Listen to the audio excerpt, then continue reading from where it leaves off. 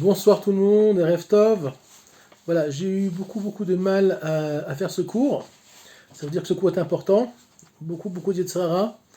Beaucoup de non demain, non après-demain. J'ai eu du mal à l'écrire parce que c'est une Torah qui est difficile. Donc j'espère que je vais être clair et que vous allez comprendre ce que je vais vous raconter, vous enseigner. Voilà, en tout cas moi je vais essayer. Et puis on verra bien ce qui se passera. C'est une très grande Torah. C'est de la Kabbalah vraiment. Et j'espère qu'elle sera à portée de tous. Voilà. Il n'y a pas de titre particulier au cours, même si je vais être obligé d'en marquer un pour la chaîne YouTube, mais on va dire que c'est plus ou moins une préparation à la fête de Shavuot, donc du don de la Torah. Quand Moshe a reçu la Torah au Sinaï, donc on dit Moshe Kibel Torah mi Sinaï, donc de la chaîne Kabbalah, du langage de recevoir. Kabbalah en hébreu ça veut dire recevoir. Donc la Kabbalah fait partie de la Torah orale et c'est un enseignement qui se reçoit. Donc il a reçu la Torah au mont Sinaï du monde de ce qu'on appelle le monde de la Hatzilut, c'est-à-dire que le monde le plus élevé au niveau spirituel. Il y a Asiya, je le répète à chaque fois, Asiya, Yetzira, Bria et Hatzilut. À partir de Bria, c'est ce qu'on appelle le monde du Piroun, le monde de, on va dire, de la multiplicité, de la déconnexion, si on peut dire. Et le monde de la Tziout, c'est le monde de l'unité. C'est le monde qui est le plus proche du divin. C'est pas là où est Dieu. Dieu est partout, mais c'est pas là où est Dieu, parce que Dieu n'est nulle part vraiment. Il est partout à la fois et nulle part à la fois. Donc, on n'a pas de possibilité de comprendre ce que c'est Dieu d'abord, puisqu'on sait dans le judaïsme que nous étudions que les expressions du divin et jamais Dieu lui-même. Donc, quand Moshe a reçu la Torah au Sinaï, il l'a reçue d'un monde qui est très, si on peut dire, pur, propre. Hatzilut, en hébreu, ça veut dire aussi Etzlo, c'est-à-dire chez lui, c'est le monde le plus proche donc du divin. Donc c'est un monde sans filtre. Celle-ci, donc cette Torah n'est ni accessible ni supportable au commun des mortels. C'est pour ça qu'à chaque fois que Hachem parlait, quand il a donné les 10 commandements, on y est marqué que les Juifs, les Hébreux qui étaient sur place, mouraient, puisque l'âme ne pouvait pas supporter dans ce monde-là de recevoir autant d'énergie, autant de lumière. Donc à chaque fois, l'âme sortait du corps, il y avait des anges qui ramenaient l'âme, qui réintégraient l'âme à chaque fois, et c'est pour ça qu'il n'y a eu... En fait, le peuple juif n'a entendu que 2 paroles, et Moshe a reçu les 8 autres, évidemment, il a reçu les 10, mais lui, il a tout reçu, parce qu'on n'était pas capable de continuer à recevoir. Voilà. Donc, ce qu'on appelle la Torah Birtav, de façon générale, c'est la Torah qui est écrite. Birtav, en hébreu, ça veut dire écrite. Donc, la Torah orale, c'est la Kabbalah, entre autres. C'est la Torah qu'on reçoit de maître à élève. Et la Torah écrite, c'est donc la Torah, les 5 livres de la Torah et les prophètes. Et les hagiographes. Donc, en fait, ce qu'on appelle le Tanakh, la Bible. La Torah elle-même, donc les 5 livres de la Torah, ont comme support un parchemin. Donc, on écrit noir sur blanc, on écrit forcément sur un parchemin fait de bêtes cachères et d'encre végétale qui est toujours noire. C'est la halakha. Donc, c'est le passage de l'essence, okay, de l'idée première à l'action, le monde de l'action. Le monde que nous on comprend. Mais il faut comprendre qu'entre le monde de la Hatzilut et un Sefer Torah, il y a des filtres qu'on appelle Bria, Yetzira et Asiya. C'est, on peut dire, dilué, puisque la Torah telle qu'elle est dans le monde de la Hatzilut, on ne peut pas la recevoir, je l'ai dit au début du cours. Donc, la Torah écrite, si on peut dire, est aussi la Torah orale. C'est à l'envers que nos sens peuvent percevoir cette Torah-là. Je vais m'expliquer. Pour ça, il faut l'expliquer avec de l'hébreu. En français, c'est impossible. L'encre, en hébreu, c'est dio. Dalet, yud, vav. Ce sont les mêmes lettres que yud, la lettre yud.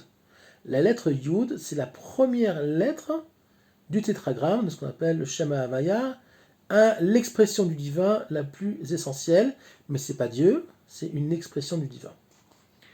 Donc l'encre est noire, et le yud dans le tétragramme correspond aussi à la couleur noire. Alors je vais vous expliquer qu'en fait, chaque lettre a une couleur, correspond à une couleur.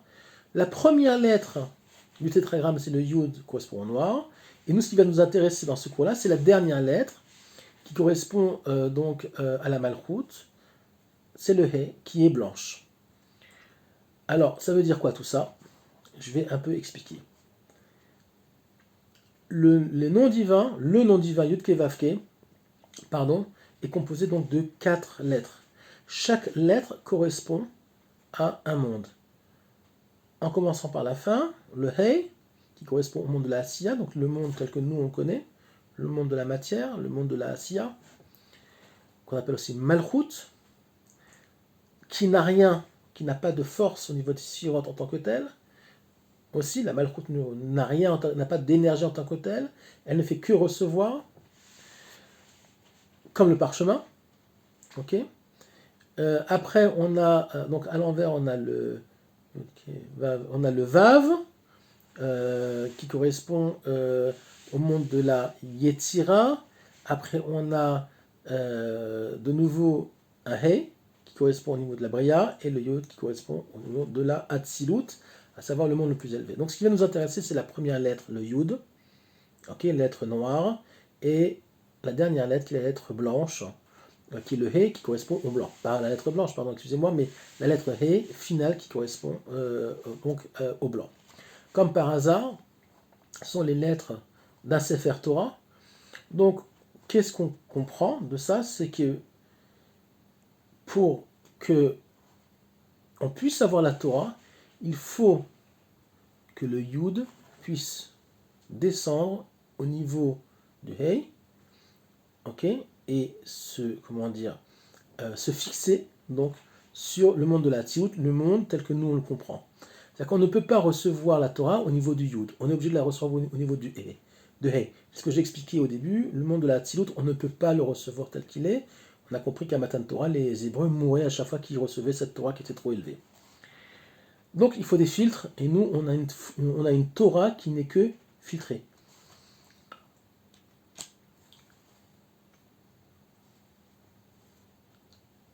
Le Yud correspond aussi à ce qu'on appelle Chochma, et Keter, le monde de Keter, qui est, pour ceux qui savent un petit peu, qui est le Kotso Shel Yud, c'est-à-dire que le Yud fait d'un corps et une petite épine, qu'on appelle Kotso Shel Yud, qui est Keter, qui est la sphira centrale, qui est au-dessus de toutes les sphirotes, qui correspond au monde le plus élevé possible.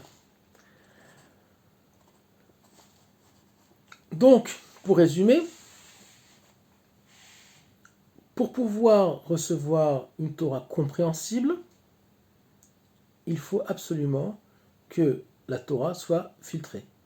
Il faut que le Yud, qui soit noir, puisse se poser sur le blanc, qui est la dernière lettre donc, du tétragramme, le He, et qui correspond au parchemin. Donc on fait descendre le monde de la Hatzilut dans la Malchut. L'infini dans le fini. Et là est le Chidouche, et là est on va dire, l'idée du cours, qui est un petit peu, qui n'est pas évidente.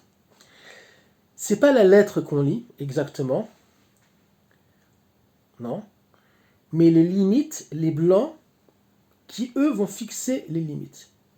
C'est-à-dire que quand on voit une lettre sur un Sefer Torah, c'est pas la lettre elle-même qu'on lit, mais on va plutôt dire à la limite, c'est à l'envers, ce sont les blancs qu'on lit. Évidemment, c'est la lettre qu'on lit, mais on exprime le blanc, on exprime le monde des limites. Puisque quoi? Puisque le monde d'en bas, c'est un monde limité. Est-ce que moi je peux voler comme un oiseau? Non, j'ai mes limites, je suis un être humain. Voilà. Est-ce qu'un oiseau a des mains pour écrire, tapoter sur un ordinateur? Non, il a ses limites. Évidemment, on peut prendre 1 milliard d'exemples.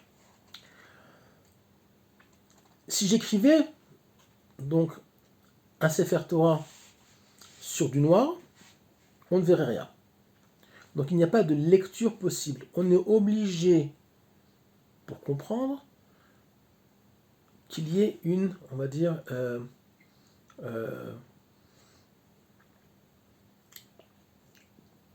j'ai oublié mon français, qu'il y ait une différence. Le noir et le blanc, ce sont deux couleurs opposées, on sait très bien. Donc il y a une différence, c'est qu'on puisse, donc, les havlit, on dit en hébreu, faire ressortir tout simplement les lettres noires, évidemment, sur quelque chose de beaucoup plus clair, à savoir le blanc du parchemin. C'est logique.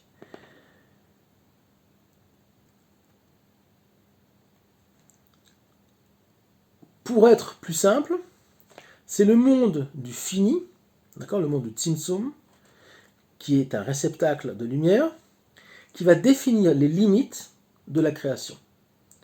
C'est-à-dire que le monde dans lequel on vit, c'est un monde donc de limites, et c'est lui qui va définir les limites de la création. Puisque dans les mondes supérieurs, la création, plus on monte dans les mondes supérieurs, moins il y a de limites et moins de limites et moins il y a de filtres. Quand on lit et on prononce donc une lettre, quand on lit un Sefer Torah, en fait on prononce quoi? Une parole. Donc on voit bien qu'un Sefer Torah, même si c'est écrit, c'est de la Torah orale.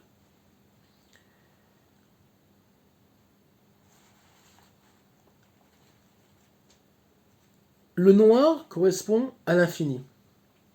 D'ailleurs, le noir, si on vous met dans une pièce noire, vous n'avez plus de point de repère. Pourquoi? Parce que le noir, pour l'être humain, dans ce monde-là, c'est l'obscurité. Alors que dans les mondes supérieurs, ce n'est pas de l'obscurité. C'est ce qu'on appelle des lumières noires. Ce sont aussi des événements qu'on ne comprend pas.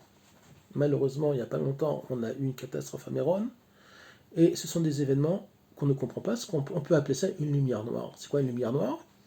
C'est tout simplement une expression du divin dans le monde, un événement, Olam Haitlapshut, quelque chose qui va s'habiller sur le monde, qui n'est pas clair à notre niveau. Pourquoi? Parce que ça vient du monde de la Hatzilut, ça vient d'un monde qui est trop élevé pour nous. Pour nous, c'est quelque chose dans lequel on ne peut pas comprendre, on ne peut pas voir. Je vais donner un autre exemple beaucoup plus concret. Si vous sortez dans un endroit où il y a énormément de soleil et sans lunettes, de soleil donc, vous êtes ébloui. Si vous êtes ébloui, vous voyez plus rien. Vous êtes donc dans un monde d'obscurité, alors qu'il y a beaucoup de lumière. Ben, c'est pareil. Le monde de la Hatzilut est tellement lumineux, si on peut dire, qu'on n'y voit rien, en tout cas nous, à notre niveau. C'est pour ça d'ailleurs aussi que les gens mouraient lors du Matan Torah. Donc, pour délimiter cette lumière-là, qui est en fait à nos yeux une obscurité, mais ce n'est pas une obscurité, c'est quelque chose de très très lumineux, on est obligé d'avoir un réceptacle, qui sera le parchemin, ou alors ce monde-là est comme un parchemin, sur lequel les choses vont s'habiller, des événements vont s'habiller. Là, va s'habiller une écriture.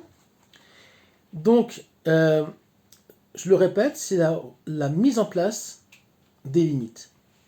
Alors, je sais que c'est un petit peu compliqué à comprendre, mais j'essaye d'expliquer le mieux possible.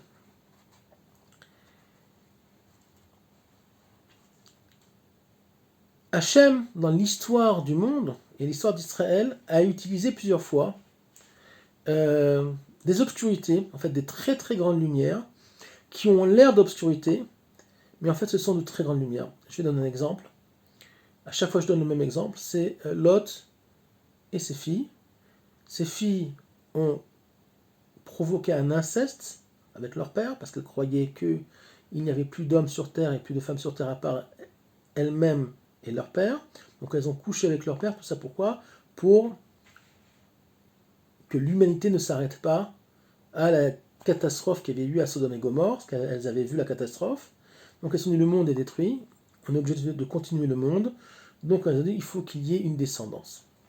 Donc c'est un acte au niveau de son extériorité et même de son intériorité, en tout cas à un autre niveau qui est très obscur, qui est très mal, mais en fait derrière ça va naître le Mashiach, va naître David, puisqu'on sait qu'une des filles va devenir, les descendants de cette union vont devenir le peuple de Moab, qui vont amener Ruth, etc., jusqu'à David.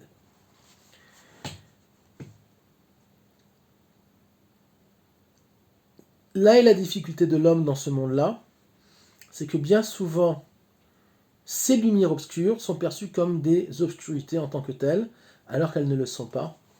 Elles sont tout simplement pas accessibles à notre niveau. Et je vais vous montrer un autre exemple. Je vais vous donner un autre exemple très très très figuratif, et je pense qu'il est bien pour comprendre ce que c'est une lumière obscure. Si je ferme les yeux, je ne vois plus. Donc je suis dans le noir, apparemment. Pourtant, si vous faites fonctionner votre imaginaire, votre imagination, par exemple pendant le sommeil, quand on dort, on ferme les yeux, donc on rentre dans un monde d'obscurité. Pourtant, tout le monde sait, tout le monde a rêvé que quand on rêve, on peut accéder à des mondes très colorés, voir des gens, avoir des expériences très intéressantes à tout niveau, parfois moins, mais il y a une vie dans cette obscurité-là. Ben, c'est ça. Nous croyons que nous sommes dans un monde de lumière, parce que c'est une lumière matérielle, mais en fait, il faut comprendre que les lumières les plus élevées sont les lumières des autres mondes, des mondes spirituels. Mais nous, on vit dans ce monde-là, donc Hachem a fait en sorte que on vive dans une illusion donc, de lumière. Pourtant, ce monde-là est appelé Alma de Shikra, le monde du mensonge. C'est-à-dire qu'en fait, le mensonge, c'est quoi? C'est qu'on n'y voit pas clair. On croit que c'est une illusion. On croit voir. En fait, on ne voit rien du tout, on ne comprend rien. Donc, par l'exemple du rêve, on peut comprendre que même quand on ferme les yeux, et surtout quand on ferme les yeux, on peut arriver à un monde où les limites déjà se bousculent. Par exemple, on peut rêver qu'on vole. Sans avion, on peut rêver qu'on vole, on peut rêver qu'on court très vite, puisque l'esprit, donc ce qui est quelque chose qui est beaucoup plus fin, beaucoup plus élevé que le monde de la matière, et nos limites. Il n'y a pas de limite. Donc on se rend compte que dans le monde de cette soi-disant obscurité, en fait, il y a énormément de lumière. Dans le sens où on est dans un monde où déjà les limites du monde de la matière sont bousculées, voire annulées. La première expression du divin en dehors de lui-même, si on peut dire comme ça, c'est ce qu'on appelle le ratson, à savoir la volonté. C'est la source de la création, donc avant Bereshit. Il y a d'abord eu le ratson, qu'on appelle aussi Ein Or Ein Sof. Après, il y a eu le Tzimtzum. Et après seulement, il y a eu Bereshit. Pour arriver à Bereshit, il faut passer donc par une volonté de créer le monde, les mondes, et après, une contraction, de faire de la place à autre chose que le divin lui-même. Dieu, c'est un petit peu, c'est une image, évidemment, c'est contracté, et hop, il a accouché de ce qu'on appelle Bereshit, à savoir le premier mot, la première, on va dire, étincelle de création au niveau du monde tel que nous on le connaît.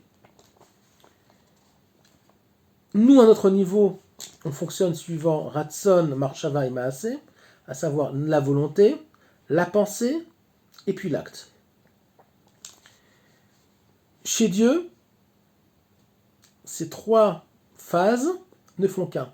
À partir du moment où Hachem veut, la chose est créée. Elle n'a pas besoin de passer par encore une marshava, à savoir une réflexion, ok, et après un acte.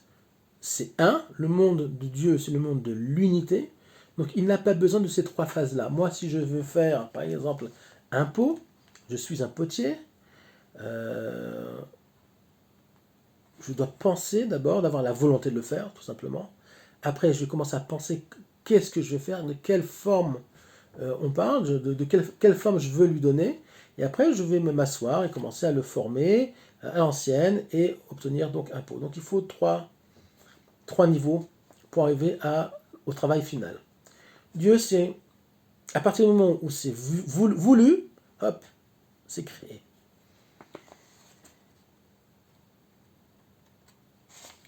Il faut comprendre que au niveau du ratson, au niveau humain,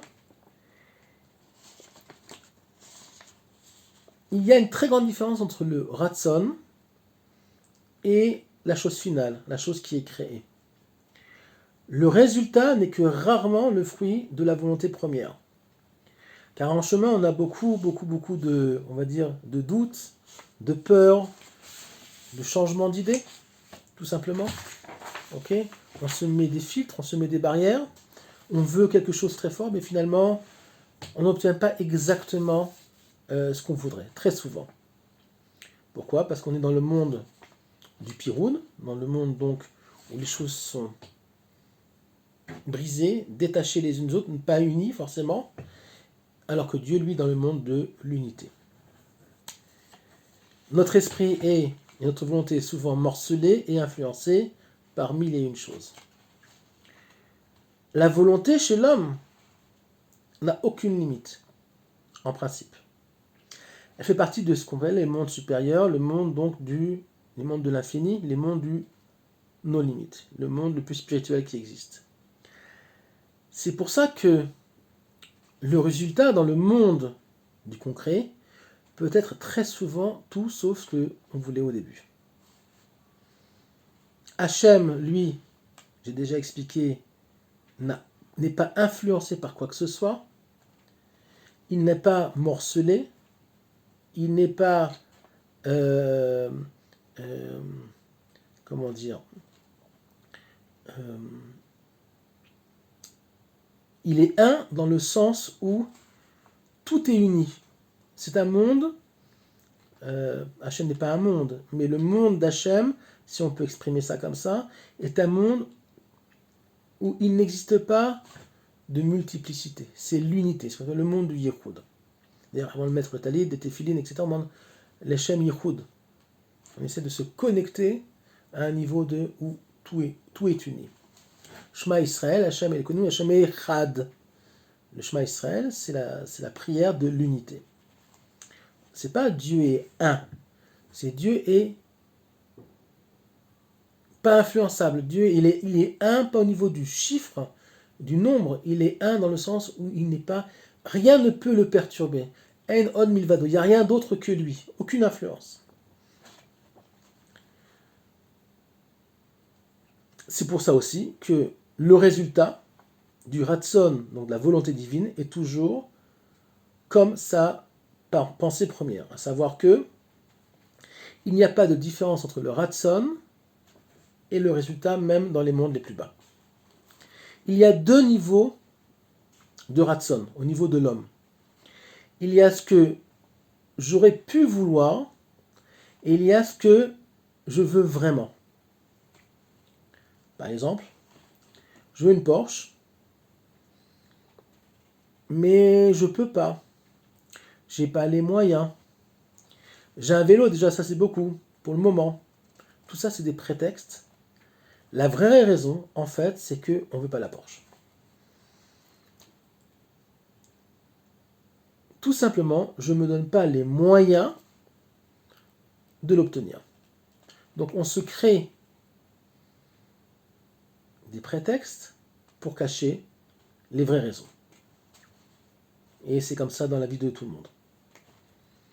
On se crée des filtres, on se crée des barrières. Rabbi Nachman a très souvent souligné ça, et il disait, la volonté crée la réalité. Ça vient aussi du Baal Shem Tov, évidemment, son grand-père. Donc, si tu veux vraiment, if you want, you can, on dit en anglais. Si tu veux vraiment, tu peux. il y avait un rave, un très très grand tzaddik à Jérusalem qui s'appelait Reb Usher. Je vais vous raconter une petite histoire, elle est extraordinaire. Ce Reb Usher, c'est un tzaddik d'un niveau inimaginable. Il a fait dans sa vie des choses, il a aidé tout le monde, il a fait beaucoup de chesed, il a ouvert des écoles, il a fait des choses qui étaient au niveau, on va dire, de l'œil, au niveau de la réalité de ce monde qui était impossible. Et je vais vous raconter cette histoire-là qui est très drôle et très mignonne et qui montre ce que c'est vraiment la Emouna et que on peut déplacer des montagnes comme dit Rabbi Nachman. Reb Usher a voulu créer il l'a créé d'ailleurs avec rien, il n'avait pas d'argent, une chaîne d'écoles de Talmud Torah. Un jour, il cherchait donc un terrain pour construire une des écoles à Jérusalem. Donc il appelle un agent immobilier et il lui dit voilà, j'ai besoin d'un terrain, etc. Et l'agent lui dit écoute, j'ai un terrain, là où tu veux, comme tu veux, viens voir. Donc Reb Usher prend la voiture avec il avait quelqu'un qui l'aidait et ils arrivent sur ce terrain-là. Reb Usher regarde, tac, tac, tac, 5 minutes, pas plus, il dit j'achète. Alors son aide, le Rav qui était avec lui, il dit mais Reb Usher, on n'a pas d'argent. De quoi tu parles? On n'a pas d'argent. On ne sait même pas le prix. Il dit au fait Reb Usher, combien il coûte? Je dis n'importe quoi, 500 000 $. C'est une grosse somme, très grosse somme. Puis après ça, il faut construire, il faut avoir l'argent pour construire. Reb Usher dit c'est-à-dire, j'achète. Son aide dit mais on n'a pas l'argent. Reb Usher dit quoi, on n'a pas l'argent? Bien sûr qu'on a l'argent. Bon, l'autre ne dit rien, il savait quand même que Reb Usher c'était un tzaddik particulier. Il serre la main de l'agent immobilier, il dit bon, on va voir, je vous donnerai suite, je vous organise l'argent et on va faire l'affaire. Ils prennent leur voiture, ils retournent à Jérusalem, c'est un peu en dehors de Jérusalem, je crois que c'était à Ramoth, je ne sais pas où, peu importe. Ils retournent au centre-ville, là où habitait Reb Usher, et sur le chemin, il dit mais Reb Usher, t'as serré la main. On n'a pas un rond sur le compte de l'organisation, on n'est qu'en dette, il n'y a pas d'argent, d'où t'as serré la main? Il a dit mais mon banquier il m'a dit que c'était bon. Il dit quel banquier? Il dit mon banquier c'est lui. Alors il lui dit bon, ok. Pas de réponse, quand on nous parle comme ça, on dit bon, ok. Ils arrivent donc chez Reb Usher à la maison, et Reb Usher, très tranquille, continue à vaquer à ses occupations, il reçoit des gens, et puis il s'assoit, il commence à étudier chez lui à la maison le soir, comme si il avait l'argent sur le compte en banque et que tout allait bien dans le meilleur des mondes.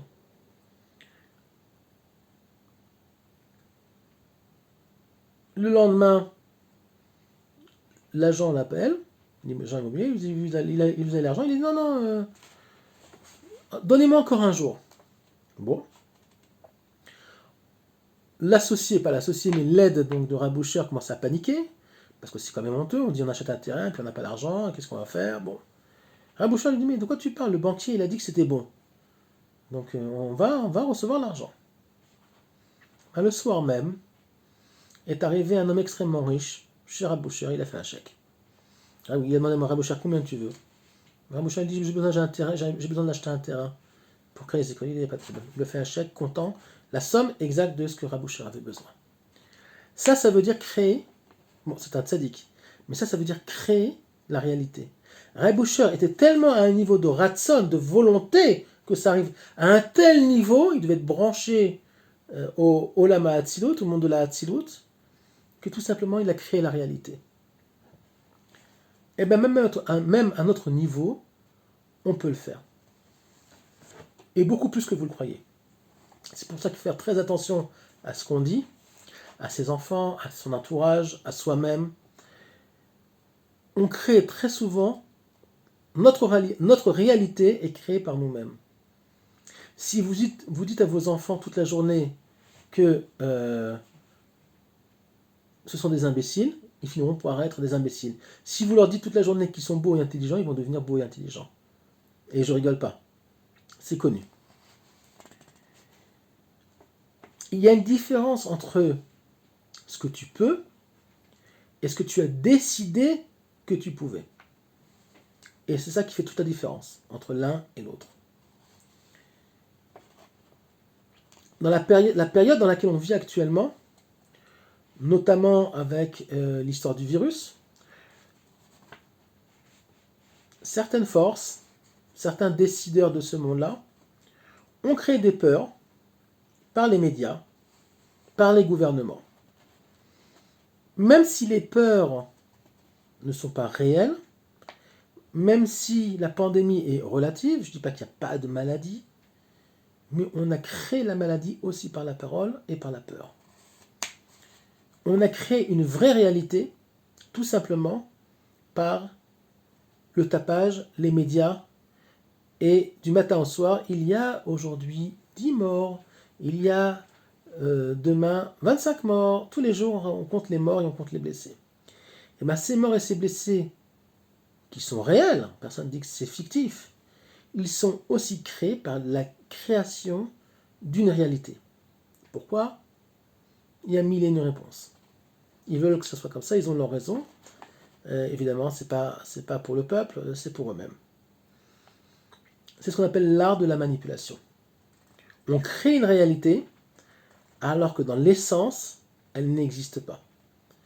Un juif, c'est quelqu'un qui sait se déconnecter justement de ça. On n'est pas des moutons. On ne court pas parce qu'on nous dit quelque chose.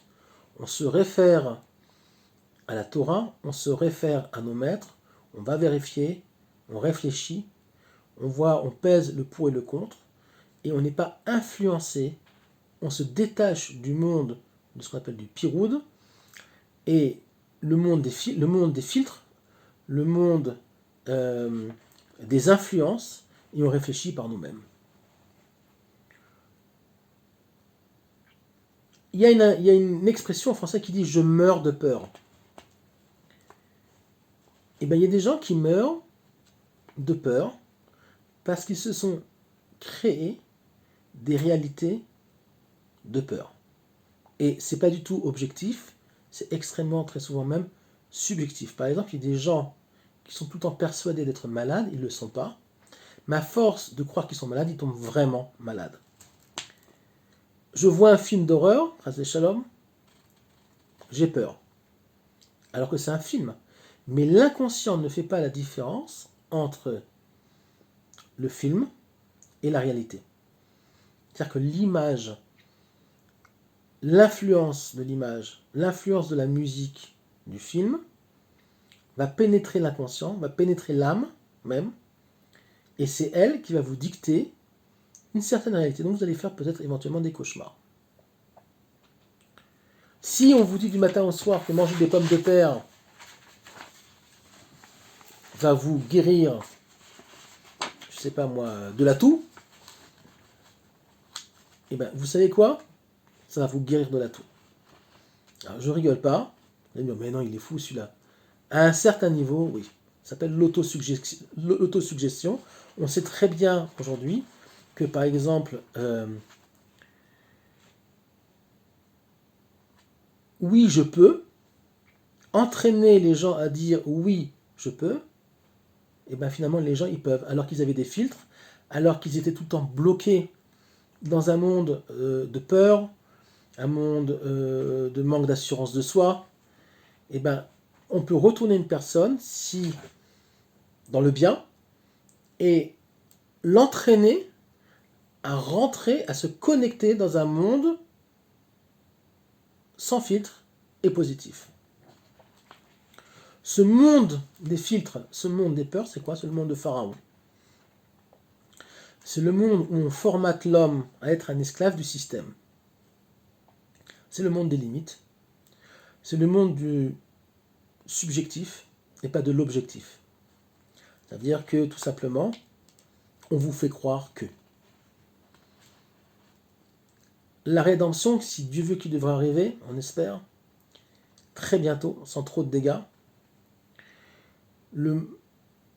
cette rédemption, c'est sortir, en fait, tout simplement, avec l'aide d'Hachem, et surtout notre volonté, sortir de cet esclavage. le système nous a esclavagisés, en tout cas certains, pas par des coups, pas par forcément des restrictions, mais par un formatage de l'esprit. Entre autres par le cinéma, les séries télévisées. C'est pour ça aussi que dans beaucoup de films pour la jeunesse, on vend du rêve. Pourquoi on vend du rêve? Et pourquoi les jeunes s'accrochent tellement à ce monde du rêve, par exemple comme avec Disney? Parce que tout simplement, ce monde du rêve les déconnecte du monde réel. Parce que le monde réel, il n'est pas toujours beau à voir. Maintenant, quand on est déconnecté du monde réel, on ne peut pas faire face et régler les problèmes du monde réel. Si on est tout le temps dans un monde de Marvel, de super-héros et de happy end, quand les vrais problèmes, les vrais soucis de la vie arrivent, on ne fait pas face. Ben, c'est exactement ce qu'ils veulent. Pourquoi? Parce qu'à partir du moment où on ne fait pas face, l'État-providence arrive et eux, soi-disant, vont vous régler ces problèmes-là. Par mille et une solutions qui sont toujours des solutions polluantes. Hachem ne nous donne pas le choix de sortir de cet esclavage-là. Impossible. Si on ne le fait pas par nous-mêmes, c'est lui qui va nous sortir de là, par la rédemption, une rédemption de force. Il va nous tirer par les cheveux, si on peut dire, et c'est douloureux. C'est exactement ce qui se passe actuellement. C'est ce qui s'est passé après la Shoah. L'État d'Israël a été recréé après malheureusement la Shoah. On a pris un très grand coup. On a compris de l'urgence d'être autonome, de se défendre par nous-mêmes, avoir une armée. Même s'il y a encore beaucoup de juifs malheureusement qui n'ont pas encore compris que le peuple juif est dans l'urgence depuis 80 ans. Et là, on est en train de rentrer dans une phase de l'histoire où il va falloir changer de façon de comprendre, de façon de voir. Il faut tout doucement commencer à enlever les filtres et à monter notre conscience, nos façons de recevoir les lumières divines qui sont constantes. Hachem noten et à Torah. Quand on monte à la Torah, on ne dit pas Natan et à Torah, il n'a pas donné la Torah. Hachem donne la Torah, on dit noten et à Torah. Quand un juif monte à la Torah, il dit noten et à Torah, il donne la Torah maintenant. Ça veut dire quoi, il donne la Torah maintenant? C'est que la Torah est un flux constant depuis Bereshit. Ce sont tout simplement les flux, les énergies qui maintiennent ce monde en place. Et ce ne sont que des flux positifs. Il n'y a rien de négatif. C'est nous qui mettons des barrières, c'est nous qui créons, qui transformons ces flux négatifs en flux, ces flux positifs en flux négatifs. Par les barrières qu'on se met, par les peurs qu'on se crée, ou qu'on nous crée pour nous regarder dans un état de léthargie et de coma. Voilà. Donc je souhaite à tout le monde de sortir de ce coma, parce que la plupart des gens sont dans le coma, tous, autant, chacun à son niveau, d'accord? C'est pas une critique, puisqu'on l'est tous, à part peut-être les tzadikim de la génération qui savent se détacher complètement de l'emprise de Pharaon, de l'emprise donc de ce monde-là, mais chacun à son niveau est à un niveau d'esclavagisme qui l'empêche donc de rentrer dans le monde de la Géoula. Baruch Hashem, que ce soit chez les non-juifs ou même chez les juifs, on voit quand même dans le monde un changement. Il y a beaucoup de gens, surtout par ce qui s'est passé avec le Covid, qui prennent conscience tout doucement d'autre chose, que ce monde-là peut être différemment. Et c'est pour ça que les forces du mal sont si fortes en ce moment, parce qu'ils sont en train de se rendre compte que c'est fini pour eux. Donc c'est là qu'elles sont les plus dangereuses, et que Dieu nous sauve tous donc de ça, parce que je ne sais pas si Je ne suis pas un prophète de malheur, Chas Shalom, ni un prophète tout court, je suis rien du tout. Mais il n'est pas impossible qu'on voit encore s'exprimer des choses extrêmement négatives en Israël et dans le monde de façon plus générale. Voilà. Donc il faut se préparer, il faut changer de longueur d'onde et apprendre à voir le monde sans filtre. Je vous souhaite une bonne soirée.